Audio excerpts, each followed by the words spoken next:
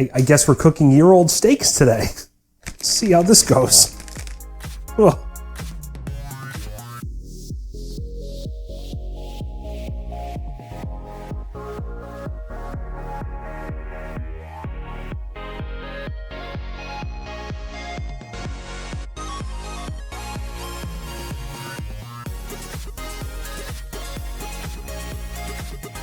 Hello everyone, welcome to another episode of Tubby Time.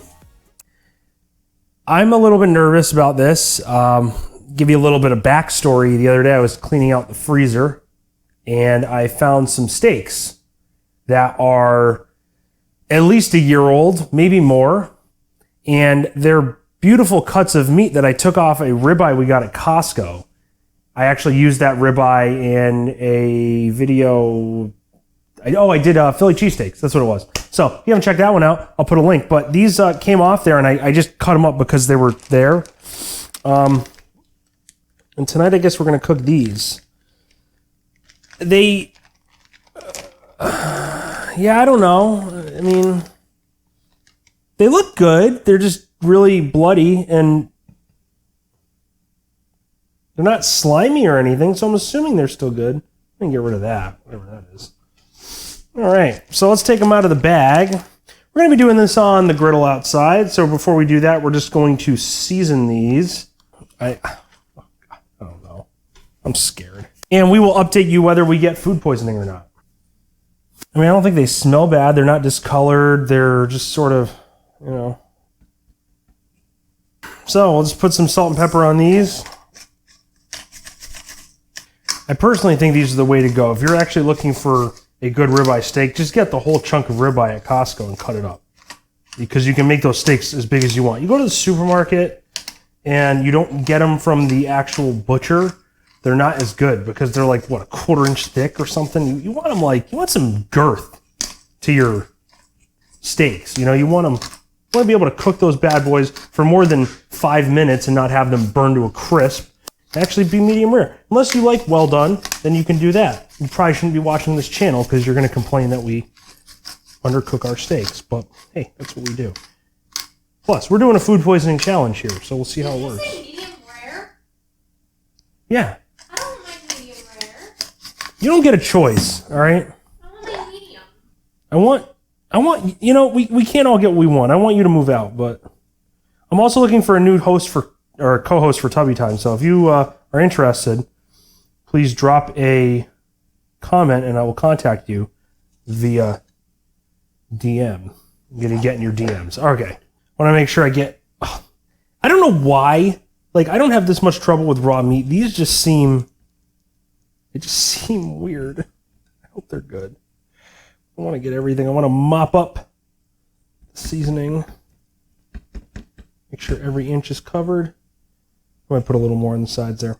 You know what's really freaking me out is your Parmesan smells bad, and I think it's the steak. Oh, I was like, why does it smell? Kayla's making Parmesan crusted bacon things. Alrighty. Let's fire up the flat top. Alright, we're out of the flat top now. You may notice this side's a little bit dirty, and that's because I just cooked bacon for Kayla's thing that she's making. So if you haven't checked that video out, I will put a link. So this is just bacon grease, and we're going to actually use this for our steaks because bacon grease makes everything better. So the steak's about at room temperature. It's been resting for, I don't know, 15 minutes or so.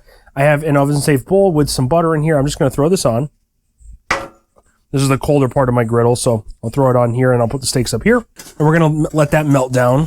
In the meantime, we have a very nice hot 400-ish degrees up here. We'll throw our steak down. I'm just going to put a little more oil down and just spread it out. They don't look bad. I mean, we'll see how they are. All right, facing them away from us.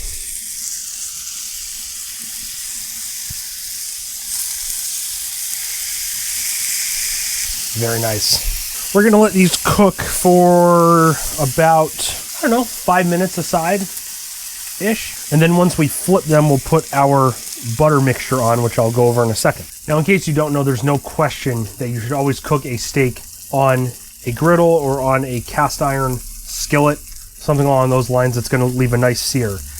Obviously, you can cook it on your grill. I prefer cooking it on one of these because there's less room for error. On a grill, you can have flare-ups and you can really burn the edges. This always leaves a nice even sear, and that's one of the reasons I really don't miss having a grill. So the butter we are going to pour on top of the steak. We're just letting it melt down a little bit before we do that. Once it gets a little more melted, I'm going to add some thyme and I'm going to add some garlic. Butter's about halfway there, so we'll add our thyme in. I like a lot of thyme. And we'll add some garlic. Once again, nice heaping spoonful of garlic. The other option you can do is rosemary. I've done that before. I prefer thyme. It smells delicious. I just want to check the edge of our steak here, see what we're working with. Give it a few more minutes. Got a great crust on there. These are really beautiful steaks, and it's a shame that I waited this long to cook them. We just haven't had time. Get it? Yeah, we just haven't had time to do this because we've been experimenting with so many other recipes. But yeah, now that we finally have a night together, it's sort of good. I'm going to flip these bad boys. They're looking pretty good.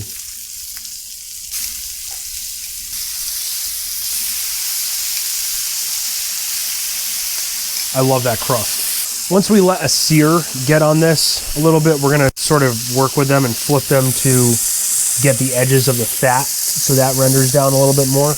And then we'll start basting them with our butter mixture. I don't think this area right here is going to be good, so I'll probably just end up cutting that off. Fat's a little darkened, which sort of concerns me just a bit. Maybe. All right. I am going to just flip these, get the fat on these. Not as good of a crust on this side. We have some time. I just want to get some of this fat rendered a little bit. Now that we got that done, take some of our butter mixture. It's hot. Now it's hot. Get my smoking gloves on. All right. Let's take some of that butter mixture and we'll just lay it over.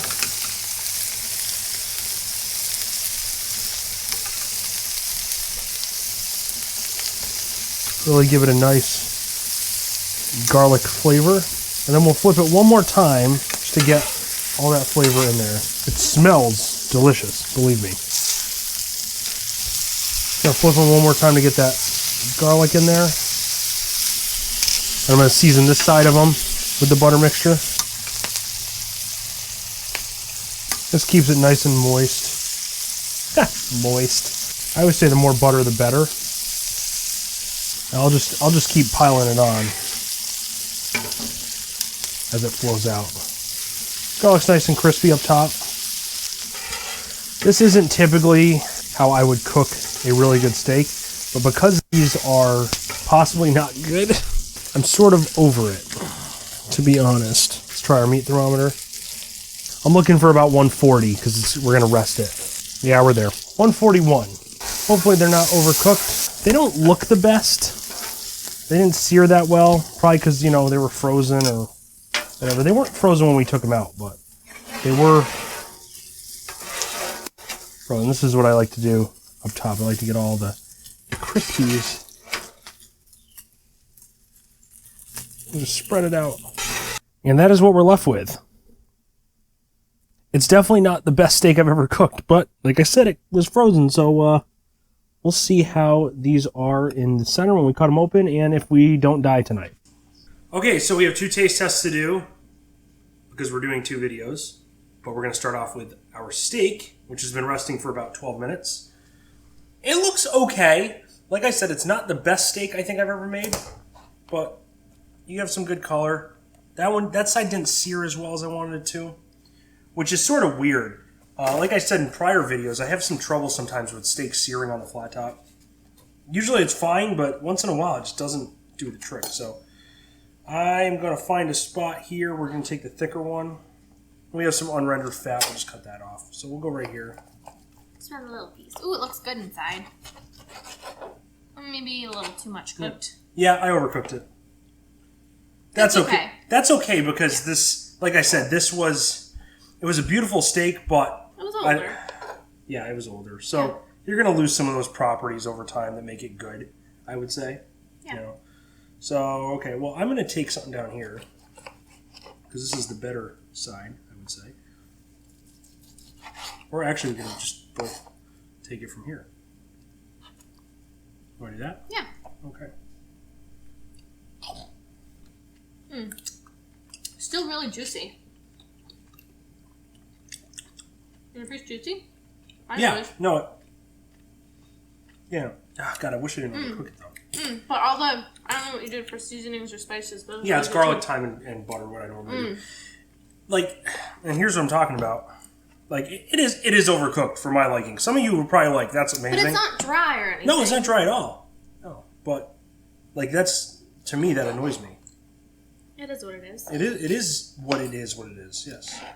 That's true. And the raccoons have some food there, too. Hopefully, maybe yours is better. Should we cut into yours? No, you can cut it. Oh, this one's raw. No, I'm just kidding. About the So, same. no, yours actually looks a little bit better. Well, do you want that one instead? No. We can do half and half. You got some fat there, but this is much pinker. Like I said, I like medium rare. I probably overcooked it because I'm not thinking straight right now. But it is what it is. Yeah. So it is what it is. Yep. That's why we bring recipes. So year-old steak, not too bad. We're gonna go be fat and eat that. And like I said, if you haven't checked out this video yet, we're gonna do that taste test now. So thank you so much for watching another episode of Tubby Time. If you like what you saw, please like, subscribe, comment, leave us suggestions, and until next time, stay tubby.